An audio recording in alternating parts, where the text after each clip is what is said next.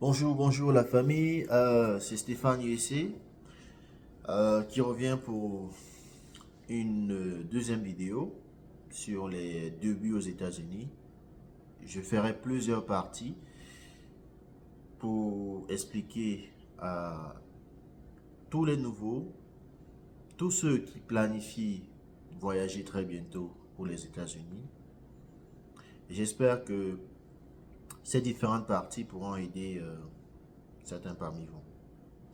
La dernière fois, on a parlé de votre arrivée aux États-Unis, qu'il était important de connaître la langue, euh, qu'il était important de toujours respecter celui qui vous a accueilli, de toujours bien parler de lui, quel que soit ce qui vous arrive. Euh, on a parlé de cette partie-là et on poursuivra aujourd'hui avec de nouvelles choses. Comme par exemple, lorsque vous venez d'arriver aux États-Unis, certains parmi nous veulent vivre comme des Américains.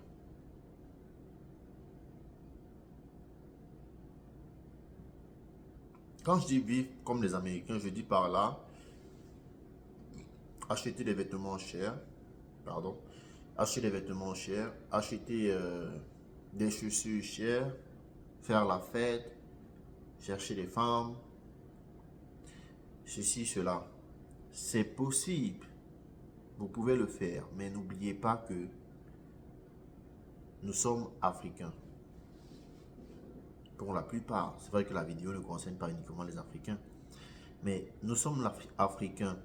Ça veut dire que la mentalité que nous avons n'est pas la même mentalité ici en Amérique ou alors en Europe, tout ça. C'est pas la même mentalité. Ici, la plupart des personnes vivent genre individuellement. C'est-à-dire, quand tu travailles, tu as ton argent, c'est pour toi seul. Ça t'appartient à toi seul. C'est difficile de voir quelqu'un qui dit, ok, mon ami, viens, on va au restaurant, je paye la facture. Je paye pour moi, je paye pour toi. Non. Il va payer pour lui, tu vas payer pour toi. C'est comme ça un peu en Amérique. C'est comme ça qu'ils ont été élevés. Et ils continuent à garder cela. Pourquoi nous, on vient dans un autre pays qui n'est pas le nôtre et on veut changer notre éducation? On a en Afrique, en tout cas pour ma part au Cameroun, je ne sais pas trop comment ça se passe, mais c'est qu'en Afrique en général, la famille est grande. Ça veut dire que tu as ton frère, tu as ta mère, tu as ta soeur, tu as ton oncle, tu as tes cousins, tu as tes cousines. Si tu es dans la mesure du possible, on n'a pas dit que c'est une obligation, si dans la mesure du possible d'aider ton frère, ton cousin, tu dois le faire, tu dois penser à ça. Ça, c'est comme ça qu'on a grandi. Mais une fois arrivé ici, certains parmi nous, malheureusement, changent et veulent vivre le rêve américain et veulent se comporter comme un Américain.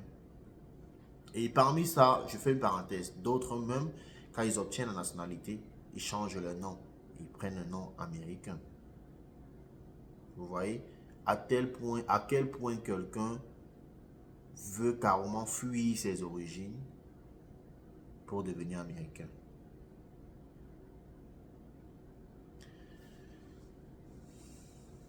Il y a un chanteur qui avait dit, j'ai oublié la phrase, mais il avait dit parce qu'on vient de loin. C'est qu'on est, je pense. Alors on vit chaque jour comme le dernier parce qu'on vient de loin. Vous devez savoir que vous venez de loin. Il ne faut pas arriver aujourd'hui en Amérique et dire ok,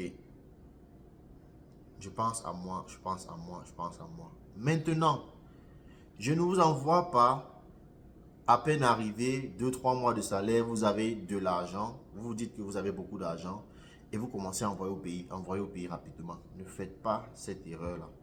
Beaucoup parmi vous, même après avoir écouté ma vidéo, vont continuer à faire cela. Tout le monde passe par là, je suis passé par là. Donc, ne faites pas cette erreur-là. Parce que moi, je fais ces vidéos pour que les erreurs que moi j'ai eu à faire, que vous ne l'effaciez pas. Vous allez gagner 500 dollars par semaine, 800 dollars par semaine, 1000 dollars par semaine. Vous allez dire que vous avez beaucoup d'argent. C'est vrai, c'est beaucoup d'argent comparé à ce que vous avez au pays. Mais n'oubliez pas que vous êtes chez quelqu'un, vous ne payez pas encore les factures. Et quand vous gagnez beaucoup là, c'est comme ça que les factures sont également énormes. Ne vous pressez pas que parce que quelqu'un vous laisse sur son toit pendant 3 mois, vous gagnez 1000 dollars, vous ne voulez même pas dire, ok, pardon, prends même 100 dollars, prends même 200 dollars, tu payes les factures avec ma participation pour les factures. Tu prends toi les 200 dollars, tu envoies ta mère au pays. Tu envoies ton frère au pays. Ton frère m'a dit que, hey, à peine 3 mois arrivés, il envoie l'argent. Ça veut dire qu'il a l'argent. Commence à te demander tous les jours, tous les jours, tous les jours. Et au moment où tu vas dire que non, c'est pas parce que j'ai envoyé, c'est parce que tu les as montré que tu as déjà de l'argent. Or, tu n'as rien. Tu te cherches encore. Donc, je ne dis pas, n'envoyez pas, mais je dis, prenez un certain temps. Il y a une certaine stabilité avant de le faire. Et faites-le. Soyez toujours intelligent en le faisant. Soyez intelligent en le faisant. Ne donnez pas de l'argent comme ça. Si vous arrivez que vous voulez aider votre frère ou votre soeur, dites que vous prêtez de l'argent.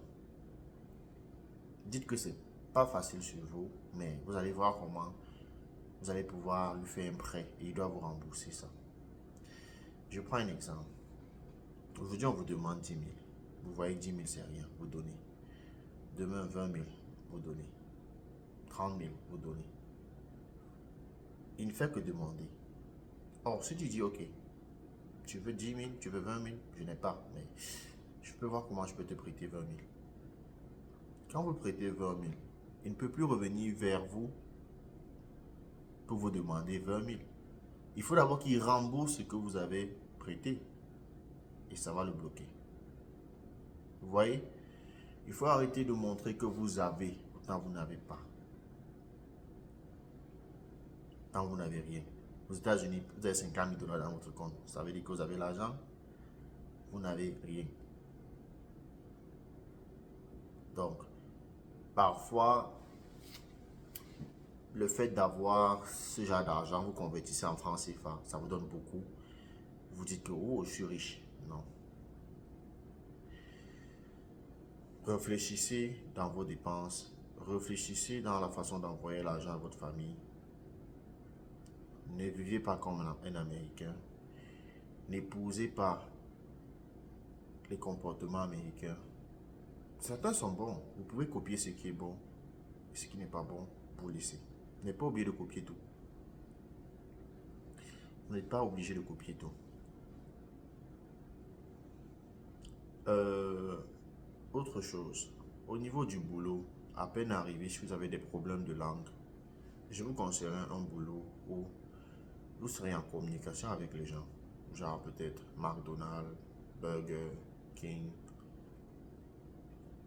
Le warehouse aussi, les gens même le warehouse parce que bon, le warehouse on parle pas trop aussi aux gens. Là c'est pour genre ceux qui ne savent pas trop parler l'anglais, qui ne veulent pas améliorer son anglais. Mais si vous voulez améliorer votre anglais, vous devez parler tous les jours. Vous devez parler. On va pas se moquer de vous. Mais pour parler, il faut faire un travail où tu es en communication avec les gens constamment. C'est pourquoi je parle de Burger King, tous ces petits jobs là. Pour un début, vous pouvez faire ça pour améliorer votre anglais. Mais l'anglais, vous n'allez pas l'apprendre comme ça. Vous allez l'apprendre progressivement, progressivement. Moi qui vous parle, je suis toujours nul en anglais. J'apprends tous les jours. Tous les jours, c'est pas facile. L'anglais, c'était pas une de mes matières favorites, quoi. Mais je suis arrivé, j'ai compris que si tu veux manger dans ce pays, tu dois connaître l'anglais. Et personne ne m'a dit que, gars, il faut apprendre l'anglais avant d'arriver. Donc, moi, je vous dis, apprenez l'anglais. C'est important. Cherchez à avoir un permis de conduire. Apprenez à conduire. Apprenez à conduire. C'est très important parce que si vous conduisez en Afrique, c'est très facile ici. C'est trop facile de conduire ici. Donc, cherchez déjà à avoir un permis de conduire parce que les déplacements sont très grands. Les distances sont grandes en tout cas, pour n'importe quoi. Et y aller à pied, c'est pas facile. Donc, la voiture d'une personne est comme ses pieds ici. Donc, je vous invite à vraiment réfléchir sur ces différents sujets-là. C'est bien beau, vous êtes en Amérique. Vous devez respecter les lois américaines. Mais n'oubliez pas que vous venez de loin. N'oubliez pas d'où vous venez. N'oubliez pas vos cultures. N'essayez pas de vivre comme un Américain. Faites des économies. Il faut avoir un saving account. Il ne faut pas dépenser votre argent juste parce que vous voulez avoir la dernière chaussure Nike. Juste parce que vous voulez avoir, je sais pas, la dernière voiture. Juste parce que vous voulez avoir, je sais pas trop, les trucs vraiment pas utiles pour un début. Je vous demande pas de pas le faire, mais faites-le quand vous avez une certaine stabilité. Et c'est même pas genre tous les jours, c'est pour vous faire plaisir peut-être une fois le mois. Ne le faites pas tout de suite, là, à peine arrivé. Ok, vous avez vu votre hôte, il a une grosse chaussure, il a ceci, il a cela, vous voulez aussi. Vous avez votre premier salaire, vous partez claquer tout pour payer la chaussure. Vous faites cela parce que vous ne payez pas de loyer. Mais un jour, il va se dire, hey, ce gars porte une chaussure de 500 $ et il vit chez moi, il ne paye pas de loyer. Il paye une chaussure de 500 $. Vous voyez? N'attirez pas les regards sur vous quand vous vous cherchez encore. Soyez très intelligent quand vous arrivez. Faites votre temps sur votre hôte. Fixez-vous des objectifs à atteindre. Fixez-vous par exemple, ok, j'ai 2 mois chez le monsieur-ci, j'ai 1 mois chez le monsieur-ci. Après, je me prends en charge parce que je vais bosser. Je ne suis pas venu dormir, les gens comptent sur moi. Vous bossez dur. Et je vous promets que après ces 1 mois, 2 mois, vous serez chez vous. Vous serez dans un petit appartement, même si vous dormez au sol, c'est chez vous. Parce que vivre chez quelqu'un ici, c'est pas évident. C'est pas évident. Il y a un truc bizarre dans la maison, c'est toi qu'on va parler. La nourriture finit vite, c'est toi qu'on va accuser. Il n'y a pas de viande dans la marmite, c'est toi qu'on va regarder. Donc, pour quelqu'un qui est déjà grand, stable, s'il arrive ici, tombe dans ce genre de situation, il va se dire que ouais, mais j'étais un patron dans mon pays. C'est pas ton pays ici, mon ami. C'est pas ton pays ici. C'est comme ça que les gens font malheureusement ici. Et quelqu'un ne va jamais te dire directement que oh, tu manges beaucoup chez moi, il faut faire ceci, il faut faire cela. Pourquoi vous expliquer? Il va plutôt aller derrière dire à son ami que j'ai pris quelqu'un chez moi là. Il mange, il mange, il mange, il dérange, il fait ceci, il fait cela, il ne nettoie pas, il ne lave jamais rien. Il ne va pas te taper ça sec. C'est ça que c'est mauvais, c'est ça qui n'est pas bien. Donc, le conseil que moi je peux vous donner, c'est fixez-vous des objectifs. Dès que vous arrivez, dites-vous que, ok, maximum j'ai 3 mois chez mon hôte, après je dégage. Parce que je dois save. Ma famille, je les aime beaucoup, mais ils vont attendre parce que je dois me stabiliser. Je dois me stabiliser. Je ne peux pas travailler mon premier salaire, tout, j'envoie au pays. Arrêtez cette histoire qu'on dit que premier salaire, on doit faire le sale cas. On envoie au pays pour faire. Vous faites le sale cas quand vous-même n'êtes même pas encore debout. Vous dandinez debout, vous n'êtes même pas encore sûr. Vous n'êtes même pas encore stable. Vous faites le sale cas, premier salaire, vous envoyez au Cameroun. Ce sont les histoires. Vous travaillez votre premier salaire, il faut économiser. Ainsi de suite, vous économisez, vous économisez, vous économisez.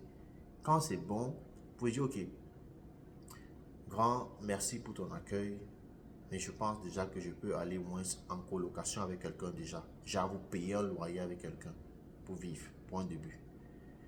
Mais vraiment, merci pour ton accueil, tout et tout et tout.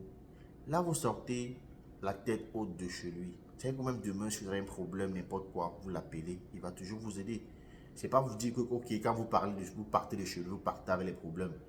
Et genre, même si vous voyez son message, vous n'allez même pas répondre. Ça ne va pas vous aider. Parce qu'un jour ou l'autre, vous aurez toujours besoin de cette personne. En tout cas, je continuerai dans ce sens avec d'autres vidéos. Ça, c'était juste la partie 2. Et j'espère que ça pourra aider quelqu'un parmi vous. Sur ce, je vous souhaite de passer une excellente journée.